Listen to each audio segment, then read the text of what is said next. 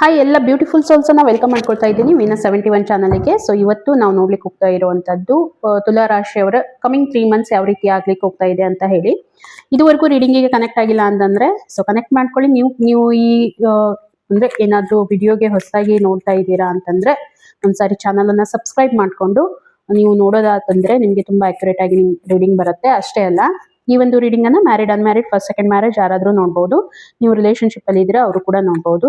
ಮತ್ತೆ ನಿಮ್ಗೆ ಏನಾದ್ರೂ ಕನ್ಫ್ಯೂಷನ್ ಇದೆ ಲೈಫ್ ಅಲ್ಲಿ, ಏನು ಮಾಡ್ಲಿಕ್ಕೆ ಹೋಗ್ತಾ ಇದ್ದೀರಾ, ಕ್ಲಾರಿಟಿ ಬರ್ತಾ ಇಲ್ಲ, ನಿಮ್ಮ ಒಂದು ರಿಲೇಶನ್ಶಿಪ್ ಇರ್ಬೋದು ಅಥವಾ ನಿಮ್ಮ ಒಂದು ಕರಿಯರ್, ಜಾಬ್, ಗೌರ್ಮೆಂಟ್ ಜಾಬ್, ಎಲ್ಲಿ ಹೋಗ್ಬೇಕು, ಯಾವ ಒಂದು ಏರಿಯಾದಲ್ಲಿ ನೀವು ಹೋಗ್ಬೇಕು ಅನ್ನುವಂಥದ್ದು ನಿಮ್ಗೆ ಗೊತ್ತಾಗ್ತಾ ಇಲ್ಲ, ಮ್ಯಾರೇಜ್ ಆಗ್ತಾ ಇಲ್ಲ, ಯಾವ ಕಾರಣಕ್ಕೆ ಆಗ್ತಾ ಇಲ್ಲ ಅಂತ ತಿಳ್ಕೊಬೇಕು, ಸ್ಟಡಿ ಚೆನ್ನಾಗಿ ಮಾಡ್ತಾ ಇಲ್ಲ, ಅದಕ್ಕೆ ಏನ್ ಮಾಡ್ಬೇಕು, ಏನ್ ಪ್ರಾಬ್ಲಮ್ ಬರ್ತಾ ಇದೆ ಅಂತ, ಈ ರೀತಿ ಎಲ್ಲ ನಿಮ್ಗೆ ಏನೇ ಕ್ವಶನ್ಸ್ ಬರ್ತಾ ಇದೆ ನಿಮ್ಮ ಲೈಫ್ ಅಲ್ಲಿ ಅಂದ್ರೆ ಒಂದ್ಸಾರಿ ಪೇಡ್ ಕನ್ಸಲ್ಟೇಷನ್ಸ್ಗೆ ನೀವು ತಗೋಬಹುದು.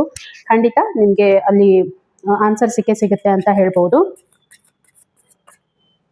ಓಕೆ, ಸೊ ನೋಡೋಣ ಹಾಗಿದ್ರೆ ಏನ್ ಬರ್ತಾ ಇದೆ ತುಲಾ ರಾಶಿಯವರಿಗೆ ಬರುವಂತ 3 ತಿಂಗಳು. ಅವರ ಒಂದು ಹೆಲ್ತ್ ಇರ್ಬೋದು, ಅವರ ಒಂದು ಕರಿಯರ್ ಇರ್ಬೋದು, ಅವರ ಒಂದು ರಿಲೇಶನ್ಶಿಪ್ ಇರ್ಬೋದು. ಓಕೆ, ಇದನ್ನ ಬ್ರೇಕ್ ಡೌನ್ ಮಾಡೋಣ. ಇಷ್ಟೇ ಅಲ್ಲ, ಬ್ರೇಕ್ ಡೌನ್ ಮಾಡೋಣ ಏನ್ ಬರ್ತಾ ಇದೆ ಅಂತ ಹೇಳಿ.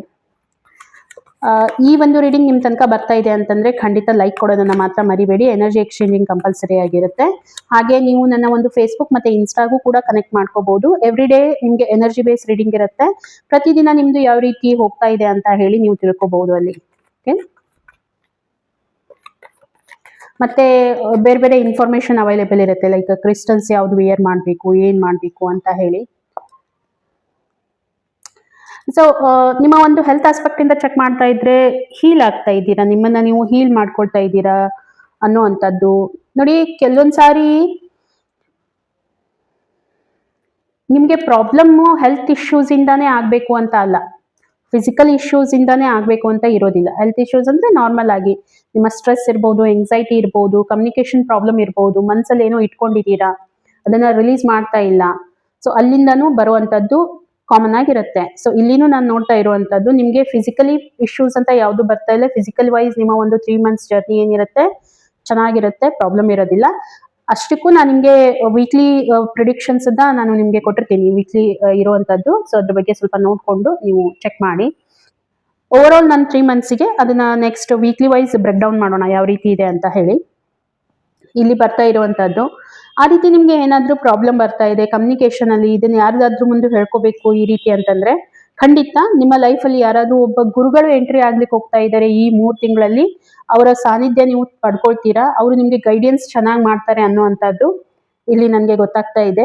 ನಿಮ್ಗೆ ರಿಲೀಫ್ ಆಗುತ್ತೆ. ನಿಮ್ಮ ಒಂದು ಏನು ಪ್ರಾಬ್ಲಮ್ಸ್ ನಡೀತಾ ಇದೆ, ನಿಮ್ಮ ನೋಡಿ ಫಿಸಿಕಲ್ ವೈಸ್ ಹೇಳ್ತಾ ಇಲ್ಲ, ನಿಮ್ಮ ಮೆಂಟಲ್ ಇಶ್ಯೂಸ್ ಏನ್ ನಡೀತಾ ಇದೆ, ನಿಮ್ಮ ಒಳಗೆ 108 ಕ್ವಶನ್ಸ್ ಇರುತ್ತೆ. ಎಸ್ಪೆಷಲಿ ತುಲಾರಾಶಿಯವರಿಗೆ ಯಾವ ರೀತಿ ಅವರ ಒಂದು ಹೆಲ್ತ್ ಇರುತ್ತೆ ಅಂತಂದ್ರೆ, ಅವರು ಗುಣ ಯಾವ ರೀತಿ ಅಂತಂದ್ರೆ ಎಲ್ಲಾನು ಎಲ್ಲರ ಮುಂದೆ ಹೇಳ್ಕೊಳ್ಳೋದಿಲ್ಲ, ಎಷ್ಟು ಸಾಧ್ಯ ಆಗುತ್ತೆ ಅಷ್ಟು ಮನ್ಸಲ್ಲೇನೆ ಇಟ್ಕೋತಾರೆ. ಹಾಗಾಗಿ ನಿಮ್ಗೆ ಪ್ರಾಬ್ಲಮ್ ಬರೋದೇನು ಅಂತಂದ್ರೆ ಯಾರಿಗಾದ್ರೂ ನಿಮ್ಗೆ ಹರ್ಟ್ ಮಾಡ್ಬೇಕು ಅನ್ನೋವಂಥದ್ದು ಇರೋದಿಲ್ಲ. ಯಾರಾದ್ರೂ ಹರ್ಟ್ ಮಾಡ್ತಾ ಇದ್ರೆ ಅದನ್ನ ಒಪ್ಕೊಂಡ್ ಬಿಡ್ತೀರಾ ಅಷ್ಟೇ, ಅದನ್ನ ಇನ್ನೊಬ್ಬರ ಮುಂದೆ ಯಾರ ಮುಂದೆನೂ ನೀವು ಡಿಸ್ಕಸ್ ಮಾಡೋದಿಲ್ಲ. ಅಲ್ಲಿ ನಿಮ್ಗೆ ಪ್ರಾಬ್ಲಮ್ ಆಗುತ್ತೆ. ಇದರಿಂದ ಏನಾಗುತ್ತೆ, ನಿಮ್ಮ ಒಂದು ಅನಾಹತ ಚಕ್ರ ಬ್ಲಾಕೇಜಸ್ ಬರುವಂತದ್ದು. ಯಾಕಂದ್ರೆ ನೀವು ಮೇಂಟೈನ್ ಮಾಡ್ತೀರಾ ತುಲಾ, ಇಟ್ ಮೀನ್ಸ್ ಮೇಂಟೈನ್ ಮಾಡೋದು, ಬ್ಯಾಲೆನ್ಸ್ ಮಾಡ್ಕೊಂಡು ಹೋಗೋದು. ಸೊ ಎಷ್ಟು ಅವ್ರಿಗೂ ಹರ್ಟ್ ಆಗ್ಬಾರ್ದು, ಇವ್ರಿಗೂ ಹರ್ಟ್ ಆಗ್ಬಾರ್ದು ಅಂತ ಹೇಳಿ ಎಷ್ಟು ನೀವು ಅದನ್ನ ಬ್ಯಾಲೆನ್ಸ್ ಮಾಡ್ಲಿಕ್ಕೆ ನೋಡ್ತೀರಾ ಅಷ್ಟು ನಿಮಗೆ ನೀವು ಹರ್ಟ್ ಮಾಡ್ಕೊಳ್ತಾ ಇದ್ದೀರಾ ಅನ್ನುವಂತ ನಿಮ್ಗೆ ಗೊತ್ತಾಗ್ತಾ ಇಲ್ಲ. ಸೊ ಈ ಒಂದು ಕನ್ಫ್ಯೂಷನ್ ಇಂದ ಹೊರಗಡೆ ಬರ್ಲಿಕ್ಕೆ ನಿಮ್ಮ ಒಂದು ಲೈಫ್ ಅಲ್ಲಿ ಯಾರಾದ್ರೂ ಒಬ್ಬ ಗುರುಗಳದ್ದು ಎಂಟ್ರಿ ಆಗ್ಲಿಕ್ಕೆ ಹೋಗ್ತಾ ಇದೆ, ಅವ್ರು ನಿಮ್ಗೆ ಇದೆಲ್ಲದ್ರಲಿಂತ್ರನೂ ಹೊರಗಡೆ ತಗೊಂಡ್ ಬರ್ತಾರೆ ಅಂತ ಹೇಳ್ಬೋದು. ಓಕೆ, ಹೆಲ್ತ್ ಆಸ್ಪೆಕ್ಟ್ ಇಂದ.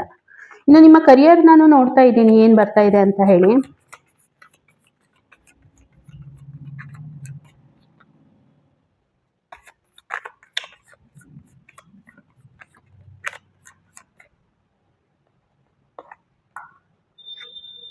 ಓಕೆ, ಕರಿಯರ್ ವೈಸ್ ಸ್ವಲ್ಪ ನಿಮ್ಗೆ ಕನ್ಫ್ಯೂಷನ್ ಇರುತ್ತೆ. ಯಾಕೆ ಕನ್ಫ್ಯೂಷನ್ ಅಂತಂದ್ರೆ ನೋಡಿ, ಸ್ವಲ್ಪ ಇಮ್ಮೆಚ್ಯೂರಿಟಿ ತೋರಿಸುವಂತ ಚಾನ್ಸಸ್ ನನಗೆ ಕಾಣ್ತಾ ಇದೆ. ಓಕೆ, ಇದು ಯಾಕೆ ಹೇಳ್ತಾ ಇದ್ದೀನಿ ಅಂತಂದ್ರೆ ನಿಮ್ಗೆ ಬೇರೆ ಬೇರೆ ಆಫರ್ಸ್ ಎಲ್ಲ ಬರ್ಬೋದು ಕರಿಯರ್ ಅಲ್ಲಿ. ಯಾವುದು ಒಂದು ಬಿಟ್ಟು ಬೇರೆ ಬೇರೆ ಫೀಲ್ಡ್ ಅಲ್ಲಿ ನಿಮ್ಗೆ ಆಫರ್ಸ್ ಎಲ್ಲ ಬರ್ಬೋದು ಚೆನ್ನಾಗಿರುವಂತದ್ದು. ಸೊ ನೀವೇನ್ ಮಾಡ್ಲಿಕ್ಕೆ ಹೋಗ್ತಾ ಇದ್ದೀರಾ, ಅದನ್ನ ಸ್ವಲ್ಪ ಕನ್ಫ್ಯೂಷನ್ ಯಾವ್ದು ತಗೋಬೇಕು ಯಾವ್ದು ಮಾಡ್ಬೇಕು ಅಂತ ಹೇಳಿ ಬಟ್ ಇಮ್ಮೆಚೂರಿಟಿ ತೋರಿಸ್ಲಿಕ್ಕೆ ಹೋಗಬೇಡಿ ಯಾವುದೇ ಕಾರಣಕ್ಕೂ. ಏನ್ ನೀವು ಮಾಡ್ತಾ ಇದ್ರೆ ಅದನ್ನ ಯುನೀಕ್ ವೇ ಅಲ್ಲಿ ಮಾಡಿ. ಹೊಸದೇನಾದ್ರೂ ನೀವು ಸ್ಟಾರ್ಟ್ಅಪ್ ಮಾಡ್ಲಿಕ್ಕೆ ಹೋಗ್ತಾ ಇದ್ದೀರಾ ಈ ಒಂದು ದಿನಗಳಲ್ಲಿ ಅಂತಂದ್ರೆ ಖಂಡಿತ ಚೆನ್ನಾಗಿದೆ, ನೀವು ಮಾಡ್ಬೋದು, ನಿಮ್ಗೆ ರಿಸಲ್ಟ್ ಚೆನ್ನಾಗಿ ಕೊಡುತ್ತೆ. ಬಟ್ ಏನಂತಂದ್ರೆ ಅದ್ರ ಬಗ್ಗೆ ತಿಳ್ಕೊಳ್ಳಿ. ಎಲ್ಲೋ ನೀವು ಏನೋ ಮಾಡ್ಲಿಕ್ಕೆ ಹೋಗ್ತಾ ಇದ್ದೀರಾ, ಸಮುದ್ರದಲ್ಲಿ ಇಳಿಲಿಕ್ಕೆ ಹೋಗ್ತಾ ಇದ್ದೀರಾ ಅಂತಂದ್ರೆ ಅದರ ಆಳ ಎಷ್ಟಿದೆ ಅಂತ ತಿಳ್ಕೊಳ್ಳೋದು ಇಂಪಾರ್ಟೆಂಟ್ ಇರುತ್ತೆ. ಹಾಗಾಗಿ ಅದ್ರ ಬಗ್ಗೆ ಫಸ್ಟ್ ಆಫ್ ಆಲ್ ಸ್ಟಡಿ ಮಾಡಿ, ಅದ್ರ ಬಗ್ಗೆ ಇನ್ನೂ ಹೆಚ್ಚಿನ ತಿಳ್ಕೊಳ್ಳಿ. ಅದಾದ ನಂತರ ನೀವೇನಾದ್ರೂ ಮಾಡ್ಬೇಕಂತಂದ್ರೆ ಮಾಡ್ಕೊಂಡು ಹೋಗಿ. ಚೆನ್ನಾಗಿದೆ, ಒಂದು ಅಡ್ವೆಂಚರಸ್ ಜರ್ನಿಲಿ ಹೋಗ್ತಾ ಇದ್ದೀರಾ ಅಂತ ಹೇಳ್ಬೋದು. ಎಕ್ಸೈಟ್ಮೆಂಟ್ ತುಂಬಾ ಇರುತ್ತೆ ನಿಮ್ಗೆ. ಫ್ರೆಶ್ ಐಡಿಯಾಸ್ ಎಲ್ಲ ಬರ್ಲಿಕ್ಕೆ ಹೋಗ್ತಾ ಇದೆ ನಿಮ್ಮ ಲೈಫ್ ಅಲ್ಲಿ. ಇದನ್ನು ಮಾಡ್ಬೇಕು, ಅದನ್ನು ಮಾಡ್ಬೇಕು, ಅದನ್ನ ಮಾಡ್ಬೇಕು, ಈ ರೀತಿ ಎಲ್ಲ ಐಡಿಯಾಸ್ ಬರುತ್ತೆ ಈ ದಿನಗಳಲ್ಲಿ ನಿಮ್ಗೆ. ಓಕೆ, ಚೇರ್ಫುಲ್ ಆಗಿರ್ತೀರಾ, ಕೂಲ್ ಆಗಿರ್ತೀರಾ, ಕೂಲಾಗಿ ಹ್ಯಾಂಡಲ್ ಮಾಡ್ಕೊಂಡು ಹೋಗ್ತೀರಾ, ಎನರ್ಜೆಟಿಕ್ ಆಗಿರ್ತೀರಾ, ಮತ್ತೆ ಫಿಯರ್ಲೆಸ್. ಓಕೆ, ಮಾಡಿದ್ರಾಯ್ತು, ಇದನ್ನ ಮಾಡಿದ್ವಿ, ಈ ರೀತಿ ಒಂದು ಮೈಂಡ್ ಸೆಟ್ ಇರುತ್ತೆ. ಚೆನ್ನಾಗಿದೆ, ಆ ರೀತಿ ಏನೂ ಇಲ್ಲ. ಹಾಗಿದ್ರೆ ಏನ್ ಮಾಡ್ಬೇಕು, ಸ್ವಲ್ಪ ನಿಮ್ಮ ಒಂದು ಸ್ವಾದಿಷ್ಠಾನ ಚಕ್ರ, ಅಫ್ಕೋರ್ಸ್ ನಾನು ಹೇಳ್ತಾ ಇದ್ನಲ್ವಾ, ಸ್ವಾದಿಷ್ಠಾನ ಚಕ್ರದ ಮೇಲೆ ವರ್ಕ್ ಮಾಡ್ಬೇಕು. ಯಾಕೆ ಇದನ್ನ ಹೇಳ್ತಾ ಇದ್ದೀನಿ ಅಂತಂದ್ರೆ ನೋಡಿ, ಎಮೋಷನಲಿ ಎಲ್ಲಾದ್ರೂ ನಿಮ್ಗೆ ಏನಾದ್ರೂ ಸ್ವಲ್ಪ ಪ್ರಾಬ್ಲಮ್ ಆಗುವಂತದ್ ಬಿಟ್ರೆ ಬೇರೆ ಏನೂ ಪ್ರಾಬ್ಲಮ್ ಇಲ್ಲ. ಅದಕ್ಕೆ ನಿಮ್ಮ ಸ್ವಾದಿಷ್ಠಾನ ಚಕ್ರದ ಮೇಲೆ ಸ್ವಲ್ಪ ಕೆಲಸ ಮಾಡಿ ಅಂತ ಹೇಳಿ ಬರ್ತಾ ಇದೆ. ಫಸ್ಟ್ ಇದ್ರೂ ಅದೇ ಬರ್ತಾ ಇತ್ತು, ಹೌದಲ್ವಾ? ಓಕೆ, ಹಾರ್ಟ್ ಚಕ್ರ ಬಂದಿತ್ತು ಮೊದಲು ನಿಮ್ಗೆ, ಇವಾಗ ಸ್ವಾದಿಷ್ಠಾನ ಚಕ್ರ ಬರ್ತಾ ಇದೆ. ಸ್ವಲ್ಪ ನೋಡ್ಕೊಳ್ಳಿ, ಆ ರೀತಿ ಏನ್ ಬರ್ತಾ ಇದೆ ಅಂತ ಹೇಳಿ. ಮತ್ತೆ ನಿಮ್ಮ ಒಂದು